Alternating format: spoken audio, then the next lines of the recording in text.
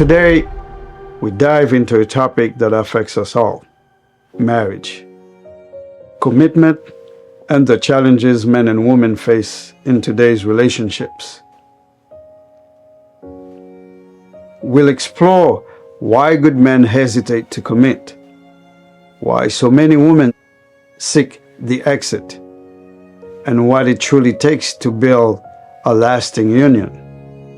Let's get into it. We often hear the old saying, good men finish last. But what about good men in marriage? Marriage today often feels like navigating a minefield, full of hopes and fears, promises made and sometimes broken.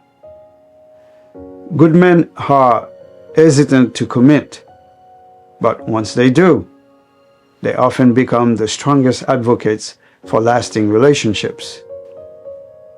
Yet, paradoxically, it is often women who initiate the exit. Many men enter relationships with caution. They've seen friends, brothers, and fathers suffer from financial loss and heartbreak from divorce. They fear losing not just money, but also access to their children and dignity. And rightly so. Family courts frequently favor mothers, and men face an uphill battle for custody and fairness. Marriage has long been called a covenant, not just a contract. Yet in today's society, that sacred meaning often feels lost. Too many relationships are entered with excitement, but not with endurance. The ceremony is celebrated, but the responsibility is neglected. Traditionally, men were seen as hesitant to commit, but once a man chooses to marry, he often carried within him the desire to preserve the bond, to endure the storms, and to protect the family name. Women, on the other hand, were once seen as the pillars of patience, submission, and resilience within the home. But modern times have shifted these roles. Today, statistics show that women initiate divorce far more often than men. Many no longer feel bound by the words, for better or for worse. Instead, society has taught us that inconvenience is a valid reason to exit. Feminist ideology and individualism have planted the idea that marriage is optional. And even within marriage, that dependence is weakness.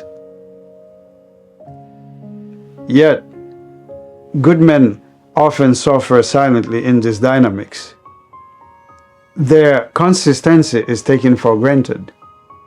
The sacrifices overlooked until they are gone, leaving behind women who then realize too late the value of what they had. And when marriage breaks apart, the true casualties are often the children. Courts favor mothers in custody battles, leaving many fathers alienated. And generations of children grow up with wounds from absent or limited paternal influence. At the same time, many women struggle as well, pressured to balance independence, career, and motherhood,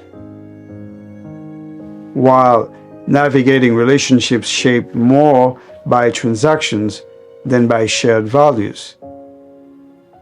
Some chase the image of marriage,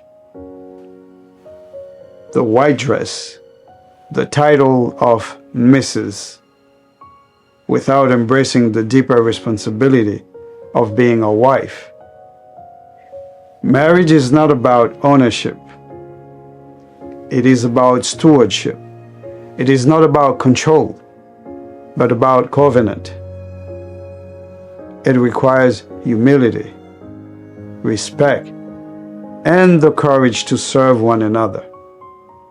Without this, the union decays and families fracture.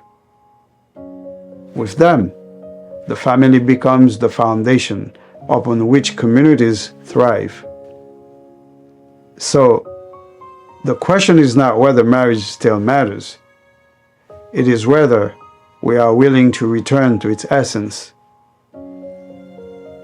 to see it not as transaction, but as a sacred soil where love, trust, and unity can take root and grow strong.